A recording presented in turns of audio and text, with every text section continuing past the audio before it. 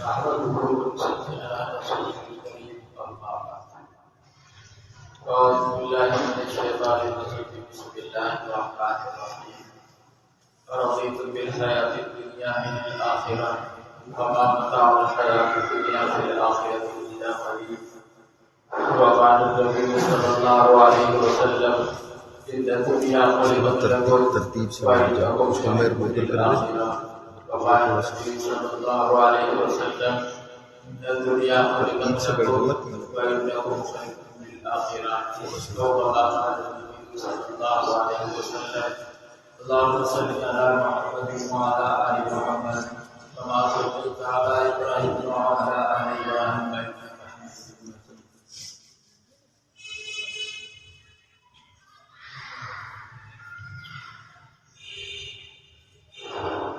میرے بزرگ دوستوں، اللہ تعالیٰ نے ہم انسانوں کی 4 منزلیں بنائی ہیں اور ہمارے لیے 5ویں کوئی منزل نہیں. پہلی منزل ہماری ماں کا پیٹ تھا، جس میں ہم نے کچھ زمانہ زندگی کا گزارا. ماں کے پیٹ کے اندر اللہ تعالیٰ نے ہمیں ذات کے اعتبار سے بنایا، ہمارے جسم کو بنایا، ہمارے اعضاء کو بنایا، ہمارے کان ناک آنکھوں کو بنایا. اس منزل کے اندر رکھ کر ذات کے اعتبار سے اللہ تعالیٰ نے ہمیں بنایا، اور اس بننے میں اللہ کے علاوہ اور کسی کا تصرف اور اختیار نہیں تھا. نہ خود بننے والے کا اختیار تھا کہ مجھے کیسے بننا ہے، مجھے مرد بننا ہے، عورت بننا ہے، کالا بننا ہے، گورا بننا ہے. خود اس بننے والے کے پاس بھی کوئی اختیار نہیں تھا، اور نہ ان کے ماں باپ کے پاس اختیار تھا کہ ہمارا آنے والا بیٹا بیٹی کیسا ہونا چاہیے. وہاں صرف اللہ تعالیٰ کی ذات جو ہے وہ تصرف کر رہی تھی. اللہ اپنی قدرت سے جو ہے اس باقی منزل کے میں اس انسان کو جو ہے وہ بناتا ہے. وَنُقِرُّ فِي الْأَرْحَامِ مَا نَشَاءُ إِلَىٰ أَجَلٍ مُّسَمًّى. زندگی کا ایک حصہ ہم سب نے ماں کے پیٹ کے اندر گزارا. تو یہ ہماری پہلی منزل تھی جس میں ہم بے اختیار تھے، ہمیں کوئی اختیار جو ہے وہ حاصل نہیں. ہماری دوسری منزل جو ہے وہ اللہ تعالیٰ نے دنیا کے پیٹ کو بنایا ہے، اور تیسری منزل ہماری قبر کا پیٹ ہے، اور چوتھی منزل ہماری جو ہے وہ آخرت کا پیٹ ہے، آخرت کی منزل. یہ 4 منزلیں ہیں، اس کے علاوہ کوئی 5ویں منزل جو ہے وہ نہیں ہے ہماری. تو میں اور آپ اپنی دوسری منزل سے گزر رہے ہیں، اسے دنیا کی زندگی جو ہے وہ کہا جاتا ہے. یہ اللہ تعالیٰ کی حکمت ہے کہ اس منزل میں اللہ تعالیٰ نے ہمیں تھوڑا سا اختیار دیا ہے، ہلکا سا اختیار دیا ہے، معمولی سا جو ہے وہ اختیار دیا ہے. اللہ تعالیٰ نے اس کائنات کے اندر کتنی طرح کی مخلوقات بنائی ہیں. وَمَا جَعَلَ جُنُودَ رَبِّكَ إِلَّا هُوَ. اللہ جانتے ہیں کتنی مخلوقات کی زمین آسمان کے درمیان بس رہی ہیں، لیکن ہمارے علاوہ جتنی بھی مخلوقات ہیں ان کے پاس اللہ نے کوئی اختیار نہیں دیا. یہ اتنا بڑا آسمان اللہ کے سامنے مجبور ہے، یہ اللہ کے حکم کے خلاف کر نہیں سکتا، اس کے پاس اختیار نہیں. یہ 7 زمینیں اللہ کے امر سے مجبور ہیں، یہ اللہ کی نافرمانی کر نہیں سکتے ہیں، ان کے پاس جو ہے وہ اختیار نہیں.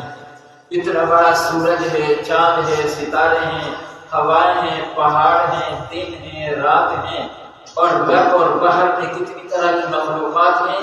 ان میں سے کوئی مخلوق اللہ کی نافرمانی کر نہیں سکتی. یہ اللہ کی اطاعت کے لیے مجبور ہے، محض ہے، اس لیے کہ نافرمانی کا ان کے پاس اختیار نہیں. ایک میری اور آپ کی یہ منزل ایسی ہے کہ اللہ نے ہمیں تھوڑا سا جو ہے وہ اختیار دیا. فَمِنْكُم مُّؤْمِنٌ وَمِنْكُم كَافِرٌ. اس زمین میں بسنے والے 2 طرح کے طبقے ہوں گے، ایک ایمان والے ہوں گے، ایک کفر والے ہوں گے. فَمَنْ شَاءَ فَلْيُؤْمِنْ وَمَنْ شَاءَ فَلْيَكْفُرْ. ایمان والے طبقے میں ہو جاؤ، اختیار انسان کے پاس ہے، ومن شاء فلیکفر، کفر والے طبقے میں ہو جاؤ، اختیار جو ہے وہ انسان کے پاس ہے۔ تو یہ دوسری منزل سے میں اور آپ گزر رہے ہیں، اس میں اللہ نے مجھے اور آپ کو خیر اور شر کا اختیار دیا۔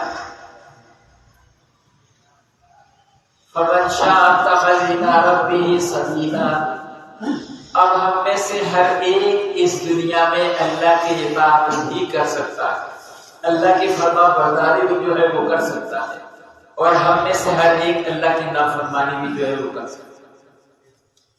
اس لیے اللہ تعالیٰ نے اس جہان کو کیا کہا ہے، کل نفس ذائقۃ الموت ونبلوکم بالشر والخیر فتنہ، کہ ایک دن اس منزل کو تم نے چھوڑنا ہے، موت آنی ہے، دنیا کو چھوڑنا ہے، لیکن ہم نے اس منزل میں تمہیں رکھا ہے اس بات کو آزمانے کے لیے، بالشر والخیر، کون شر لے کر آتا ہے اللہ کے پاس اور کون جو ہے وہ خیر لے کر آتا ہے اللہ کے پاس۔ اور یہ یقینی بات ہے کہ ہم مرنے کے لیے آئے ہیں، رہنے کے لیے نہیں آئے ہیں۔ آج سے 100 سال پیچھے ہم چلے جائیں کہ جو اس جہان میں جن انسانوں نے اس دنیا کو آباد کیا ہوا تھا، آج ان میں سے ایک بھی نظر نہیں آ رہا۔ 100 سال ہم آگے چلے جائیں، 100 سال میں ہم میں سے کوئی بھی جو آج اس زمین کو آباد کیے ہوئے ہیں، ہم میں سے 100 سال کے بعد کوئی بھی اس زمین پر نہیں رہے۔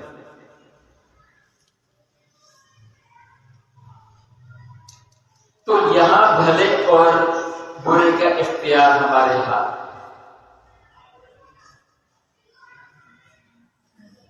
اگر یہاں بھلا ہوگا تو پھر ہم بھلائی کے ساتھ دنیا سے جائیں گے، اگر یہاں برا ہوگا تو پھر ہم برائی کے ساتھ دنیا کے اندر جائیں گے۔ اگر کوئی مسلمان برائی کے ساتھ قبر کے اندر چلا گیا تو پھر وہ قبر اللہ نے ایسی منزل بنائی ہے کہ وہاں کوئی تبدیلی نہیں، کہ وہاں جا کر مرنے والا چاہے کہ میں اب نیک بن جاتا ہوں، اب میں توبہ کرتا ہوں، اب میں استغفار کرتا ہوں، اب میں اللہ کی مانوں گا، اس کے پاس کوئی اختیار نہیں۔ لیکن آج اس منزل کے اندر 100 سال کے بوڑھے کے پاس بھی یہ اختیار ہے کہ اللہ نے اسے زبان دی ہے اور وہ ایک دفعہ زبان سے اللہ سے کہہ دے، اللہ میں نے بہت گناہ کیے ہیں، میں سارے گناہوں سے توبہ کرتا ہوں، یہ الفاظ کہے گا، وہاں سے اللہ تعالیٰ جواب دیں گے، اجیب دعوت الداع اذا دعانی، تم دعا کرو، اجیب، میں تمہاری دعا کو جو ہے وہ قبول کروں گا۔ ادعونی استجب لکم، آج ہم میں سے ہر مرد اور عورت کو اختیار ہے کہ ہم اپنی زندگی بدلنا چاہیں تو بدل سکتے ہیں، ہم برائی سے نیکی کی طرف آ سکتے ہیں۔ لیکن میرے محترم بزرگوں، دوستوں، سننے والی ماں بہنوں، یہ جو ہماری دنیا کی منزل ہے یہ اللہ کی بڑی مختصر سی بات ہے۔ كأنهم يوم يرونها لم يلبثوا إلا عشية أو ضحاها، یہ صرف ایک صبح ہے، یہ ایک شام۔ قال كم لبثتم في الأرض عدد السنين قالوا ربنا لبثنا يوما أو بعض يوم، یہ دن ہے، یہ دن کا کچھ حصہ۔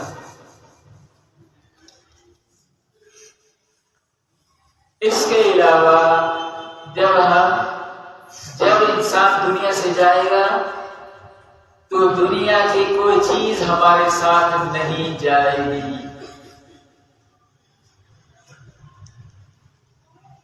دنیا کا بادشاہ سلامت بھی جو ہے وہ دنیا سے خالی ہاتھ جائے گا۔ اگر جو ہے وہ 100 ایکڑ میں کسی کا بنگلہ ہو وہ بھی خالی ہاتھ جائے گا۔ اگر کسی کے پاس اربوں روپیہ اس کی ملکیت میں ہو لیکن خالی ہاتھ جائے گا۔ ایک جھونپڑی میں مسلمان مر رہا ہے، یہ بھی خالی ہاتھ جائے گا۔ ایک غریب سے غریب مسلمان مر رہا ہے، یہ بھی خالی ہاتھ جائے گا۔ ایک بڑا سے بڑا مسلمان مر رہا ہے، وہ بھی خالی ہاتھ جائے گا۔ یہ جو کچھ اس منزل کے اندر بنا رہے ہیں، بن رہا ہے، دیکھ رہے ہیں، دکھا رہے ہیں ہمیں، یہ سارا اس وقت تک ہے جب تک ہم اس منزل میں باقی ہیں۔ ایک آدمی کے پاس 20 کروڑ روپیہ اور اس کی مرض وفات شروع ہو گئی، تو جس مرض میں اس نے مرنا ہے وہ بیماری اس کی شروع ہو گئی۔ اور ساری فقہ کی کتابوں کے اندر لکھا ہوا ہے کہ اب یہ اس بیماری میں 100 کروڑ کی وصیت نہیں کر سکتا کہ یہ 100 کروڑ کا بھی مطیع اللہ صاحب کے مدرسے میں دے دینا، وہ وصیت نہیں کر سکتا۔ یہ سب حالانکہ اس کا اپنا ہے، دنیا میں ہے، زندہ ہے، مالک ہے، وصیت کا اختیار اللہ نے ختم کر دیا۔ اب یہ کہے کہ یہ 20 کروڑ روپیہ میرے اس بیٹے کو دے دینا، نہیں ملے گا اس بیٹے کو۔ یہ 20 کروڑ سے فلانی جگہ مسجد بنا دینا، نہیں بنا سکتے ہیں مسجد۔ کیوں؟ اس لیے کہ جیسے ہی وہ بیماری والی مرض شروع ہوئی ہے، اس کا اختیار ختم ہو گیا۔ اب یہ 20 کروڑ اس کا نہیں ہے، اب یہ 20 کروڑ ورثوں کا اب آ گیا ہے۔ اب یہ زندگی میں بھی وصیت نہیں کر سکتا۔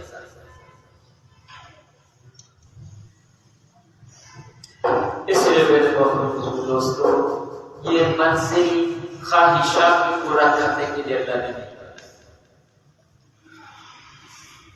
یہ منزل تو اللہ تعالیٰ نے ہمیں اس لیے دی ہے کہ ہم یہاں سے بنا کر قبر کے اندر چلے جائیں۔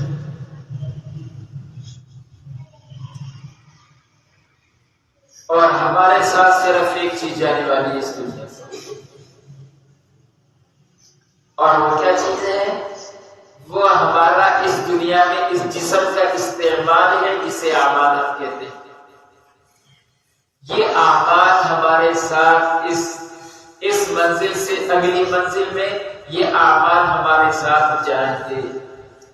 فَمَن يَعْمَلْ مِثْقَالَ ذَرَّةٍ خَيْرًا يَرَهُ وَمَن يَعْمَلْ مِثْقَالَ ذَرَّةٍ شَرًّا يَرَهُ۔ رائے کی نیکی میرے ساتھ ہوگی اور رائے کی برائی بھی جو ہے وہ میرے ساتھ ہوگی۔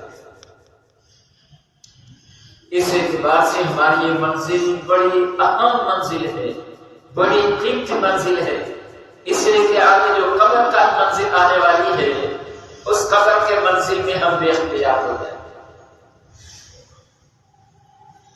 اور اگر کوئی برائی کے ساتھ کسی کی موت آ گئی تو پھر موت ختم ہونے کا نام نہیں ہے، موت تو پھر ان برائیوں کے بڑھنے کا نام ہے۔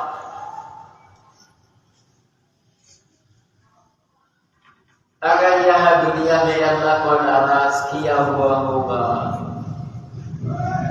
تو پھر یہ نہیں کہ موت سے اللہ سے راضی ہو جائے گی کہ اب یہ مر گیا، بلکہ موت اللہ کی ناراضگی کو اور زیادہ بڑھا دے گی۔ یہ جو موت کے لمحات بھی سے تکلیف ہوئی دنیا کے اندر، یہ نہیں کہ موت کے بعد یہ تکلیف ختم ہو جائے گی۔ اگر اللہ ناراض تھا تو موت سے یہ تکلیف بہت بڑی ہو جائے گی۔ اگر یہ نافرمانی کے ساتھ قبر کے اندر چلا گیا تو یہ جو ہماری داڑھی ہے، یہ داڑھ ہم سب کو اللہ نے چبانے کے لیے داڑھ دی، یہ ایک داڑھ نافرمان کی احد کے پہاڑ کے برابر ہو جائے گی۔ 10 میل کا پہاڑ ہے احد کا، اور یہ ایک داڑھ احد کے پہاڑ کے برابر ہو جائے گی، حدیث بتا رہا۔ اور یہ جو ہماری چمڑی ہے، یہ چمڑی یہ اتنی موٹی ہو جائے گی کہ جتنا ہم 3 دن 3 رات سفر کریں، جتنا ہمارا یہ سفر ہے، یہ ہمارے جسم کی کھال اتنی موٹی ہو جائے گی۔ یہ کان اور یہ موڑا کتنا فاصلہ ہے؟ یہ فاصلہ اس نافرمان کے لیے قبر میں میلوں کا فاصلہ ہو جائے گا۔ لوگ کہتے ہیں مر کے جو ہے وہ راحت مل جائے، ارے ہر کسی کو مر کے راحت نہیں ملے گی۔ کتنے بدنصیب ہوں گے جن کی مصیبتیں موت سے اور زیادہ بڑھ جائیں گی. اور جو منزل ہے وہ آدمی آخرت ہے. اس میں اللہ نے 2 جگہیں بنائی ہیں، ایک کا نام جنت ہے اور ایک کا نام جہنم. اس کے علاوہ ہماری کوئی منزل نہیں. آپ صلی اللہ علیہ وسلم نے فرمایا ایک انسان بننے لگا تو اس نے اب اس کے بعد 3 چیزیں ہیں، مال ہے، اولاد ہے، اعمال ہے. مال ہے، رشتہ داری ہے اور اعمال ہے. اس مالک نے میرے مال سے کہا جو میری کیا حالت ہو رہی ہے، اب بتا تو میری کیا مدد کر سکتا ہے. اس مالک کا میرا تیرا واسطہ زندگی کا ہے، تو بنے گا میں تیرا نہیں رہوں گا، میں دوسروں کو کیا دوں گا. انہوں نے رشتہ داروں سے کہا کہ کیا کرو گے، کہا مر جاؤ گے، غسل دیں گے، کفن دیں گے، نماز جنازہ آپ کی پڑھیں گے، آپ کو اٹھائیں گے قبر کے اندر اتار کر. اس سے آگے ہم کچھ نہیں کر سکتے. یہ آباد نے کہا ہم تیرے ساتھ، جب تو قبر میں جائے گا تو ہم تیرے ساتھ قبر کے اندر جائیں گے، تو حشر میں کھڑا ہوگا ہم تیرے ساتھ حشر میں کھڑے ہوں گے، تو حساب کے لیے جائے گا ہم تیرے ساتھ ہوں گے، جب آباد تو لے جا رہے ہوں گے ہم تیرے ساتھ ہوں گے، اور جب تیرے لیے جنت کا فیصلہ ہو رہا ہوگا ہم تیرے ساتھ ہوں گے، اور جب تو جنت میں چلا جائے گا تو ہم تیرے ساتھ ہوں گے. اللہ کے رسول نے فرمایا بتاؤ کون سی قیمتی چیز ہے؟ مال قیمتی ہے، رشتہ داری قیمتی ہے، یا آباد قیمتی ہے؟ صحابہ جانے سے اللہ کے رسول یہ دونوں تو بے وفا نکلے، مال نے بھی بے وفائی کی، رشتہ داری نے بھی بے وفائی کی، وفادار تو پھر آباد نکلے. اس لیے آپ صلی اللہ علیہ وسلم تشریف فرماتے فقام رجل من الانصار، ایک انصاری صحابی جو ہے وہ کھڑے ہوئے، مدح کیا الناس واحسب الناس، اللہ کے رسول اکرمن ہم میں سے کون ہے؟ تو آپ صلی اللہ علیہ وسلم نے فرمایا استعدادا للموت، کہ جن کے سامنے موت سے پہلے انہیں موت کا خوف سوال. موتو قبل ان تموتو، اللہ کے رسول کہہ رہے ہیں موتو قبل ان تموتو، اس موت آنے سے پہلے مرے ہوئے ہو جاؤ. اس سر پر رہنے کا اس جہان سے اب کوئی تعلق نہیں رہتا. اللہ کے رسول صلی اللہ علیہ وسلم فرماتے اس طرح زندگی گزارو. یہ حاجات و ضروریات کے لیے اللہ نے یہ نظام دنیا بنائی ہے، یہاں اپنی حاجتیں پوری کر لو، یہ خواہشات کی جگہ نہیں. تو ہماری تیسری اور چوتھی منزل جو ہمیشہ کا ہمارا گھر ہے، میرے محترم دوستوں، اس ہمارے گھر کے احوال ایک علم کے علاوہ کوئی علم ہمیں بتا نہیں سکتا. دنیا کے اندر جتنے بھی علوم ہیں، ان دنیاوی علوم میں سے کوئی علم ہمیں نہیں بتا سکتا ہے کہ انسانوں کے ساتھ اس آخری منزل میں کیا ہونے والا ہے، اس تیسری منزل میں کیا ہونے والا ہے، جنت میں کیا ہوگا، جہنم میں کیا ہوگا، اللہ کیسے آئیں گے، حساب کیسے ہوگا، کامیابی کے اعلان کیسے ہوں گے، ناکامی کے اعلان کیسے ہوں گے. دنیا کا کوئی علم اس کے احوال ہمیں نہیں بتا سکتا. اس لیے کہ ہمارے جو علم ہیں جنہیں ہم علم کہہ رہے ہیں، یعلمون ظاہرا من الحیات الدنیا، یہ تو موت تک ہماری رہنمائی کر رہے ہیں. وہم عن الآخرۃ هم غافلون، موت کے بعد کیا ہونا ہے ہمارے علم ہمیں نہیں بتا. یہ علم صرف اللہ کا علم جو ہے بتا سکتا ہے کہ قبر میں تمہارے ساتھ کیا ہونے والا ہے، آخرت میں کیا ہونے والا ہے.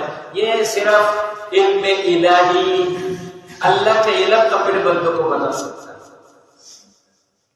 اس لیے اللہ نے ہماری انسانی آخرت کے منزلوں کو بتانے کے لیے کہ کس کی بنے گی کس کی بگڑے گی، اللہ نے ایک مضبوط علم دیا ہے جس کا نام قرآن مجید۔ اللہ کی قسم اگر مراد نہیں ہوتا تو ہمارے اور جانور کے بننے میں کوئی فرق نہیں، بس ایک فرق ہوتا، وہ جانور بن کر مٹی ہو جاتا اور انسان بن کر جہنم میں چلا جاتا۔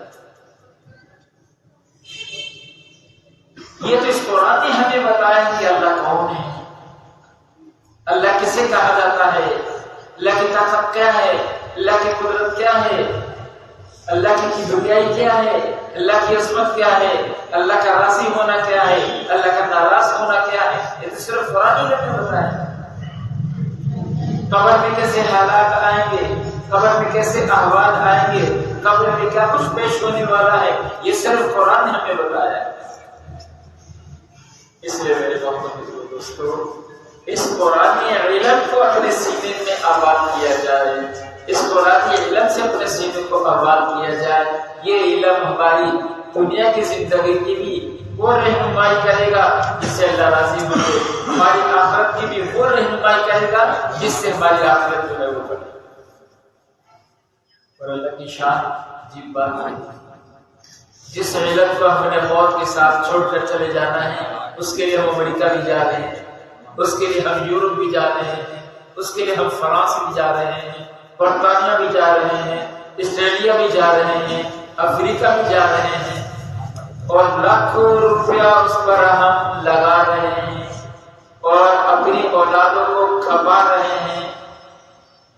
ایک بیٹے کا ماں باپ کی طرح جدا ہو جانا کہ ماں باپ پاکستان میں ہو، بیٹا امریکہ میں علم حاصل کرنے کے لیے گیا ہو، یہ جدائی کوئی معمولی چیز نہیں ہے، لیکن یہ سارے وہ علوم ہیں جو موت تک ہمیں فائدہ دے سکتے۔ لیکن جو علم ہمیں دنیا میں بھی فائدہ دے گا، آخرت میں بھی فائدہ دے گا، وہ ہمارے پڑوس کے اندر بدل سکتا ہے۔ اس کے لیے ہمیں کہیں جانے کی ضرورت نہیں ہے، ہم اپنے گھر کے دروازے سے نکلیں اور اس دروازے میں داخل ہو جائیں، یہاں ہم کو قرآن کا علم جو ہے وہ مل جائے گا۔